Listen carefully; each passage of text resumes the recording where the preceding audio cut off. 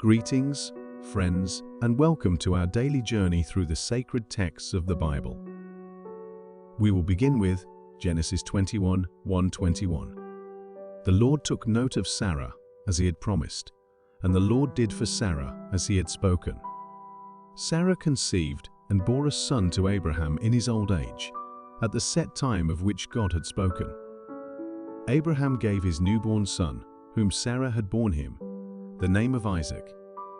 When his son Isaac was 8 days old, Abraham circumcised him, as God had commanded him. Now Abraham was 100 years old when his son Isaac was born to him. Sarah said, "God has brought me laughter. Everyone who hears will laugh with me." And she added, "Who would have said to Abraham that Sarah would suckle children? Yet I have borne a son in his old age." The child grew up and was weaned, and Abraham held a great feast on the day that Isaac was weaned. Sarah saw the son whom Hagar the Egyptian had borne to Abraham playing. She said to Abraham, "Cast out that slave woman and her son, for the son of that slave shall not share in the inheritance with my son Isaac." The matter distressed Abraham greatly, for it concerned a son of his. But God said to Abraham, "Do not be distressed over the boy or your slave. Whatever Sarah tells you, do as she says, for it is through Isaac that offspring shall be continued for you. As for the son of the slave woman, I will make a nation of him too, for he is your seed." Early next morning, Abraham took some bread and a skin of water and gave them to Hagar. He placed them over her shoulder, together with the child, and sent her away. And she wandered about in the wilderness of Beer-sheba. When the water was gone from the skin, she left the child under one of the bushes and went and sat down at a distance, a bowshot away, for she thought, "Let me not look on as the child dies." And sitting thus afar, she burst into tears. God heard the cry of the boy, and an angel of God called to Hagar from heaven and said to her, "What troubles you, Hagar? Fear not, for God has heeded the cry of the boy where he is. Come, lift up the boy and hold him by the hand, for I will make a great nation of him." Then God opened her eyes, and she saw a well of water. She went and filled the skin with water and let the boy drink. God was with the boy, and he grew up.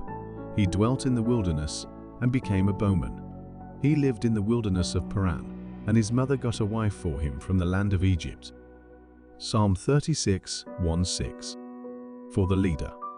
Of David, the servant of the Lord, an oracle of transgression to the wicked within.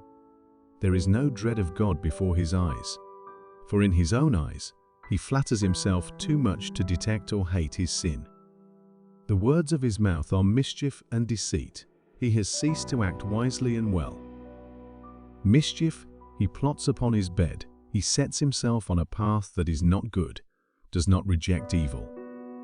O Lord, your steadfast love reaches to the heavens, your faithfulness to the sky. Your beneficence is like the mighty mountains, your judgments, like the vast deep man and beast you deliver, O Lord. Proverbs 22:16. Oppress the poor to enrich yourself, and give to the rich someday you will be impoverished. Matthew 18:1-22 NIV. At that time, the disciples came to Jesus and asked, "Who then is the greatest in the kingdom of heaven?" He called a little child to him and placed the child among them. And he said, "Truly I tell you, unless you change and become like little children, you will never enter the kingdom of heaven. Therefore, whoever takes the lowly position of this child is the greatest in the kingdom of heaven. And whoever welcomes one such child in my name welcomes me. If anyone causes one of these little ones, those who believe in me, to stumble, it would be better for them to have a large millstone hung around their neck and to be drowned in the depths of the sea. Woe to the world because of the things that cause people to stumble. Such things must come, but woe to the person through whom they come. If your hand or your foot causes you to stumble, cut it off and throw it away. It is better for you to enter life maimed or crippled than to have 2 hands or 2 feet and be thrown into eternal fire. And if your eye causes you to stumble, gouge it out and throw it away. It is better for you to enter life with 1 eye than to have 2 eyes and be thrown into the fire of hell. See that you do not despise one of these little ones. For I tell you that their angels in heaven always see the face of my Father in heaven. What do you think?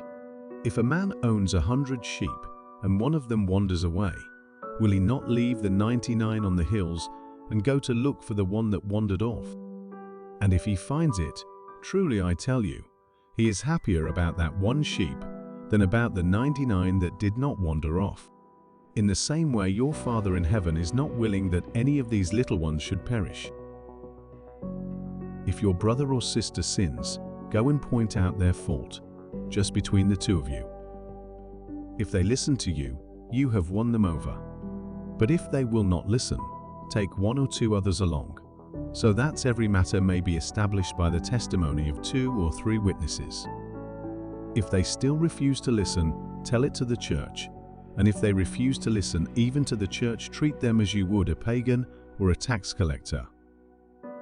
Truly I tell you, whatever you bind on earth will be bound in heaven, and whatever you loose on earth will be loosed in heaven. Again, truly I tell you, that if 2 of you on earth agree about anything they ask for, it will be done for them by my Father in heaven. For where 2 or 3 gather in my name, there am I with them. Then Peter came to Jesus and asked, Lord, how many times shall I forgive my brother or sister who sins against me? Up to 7 times?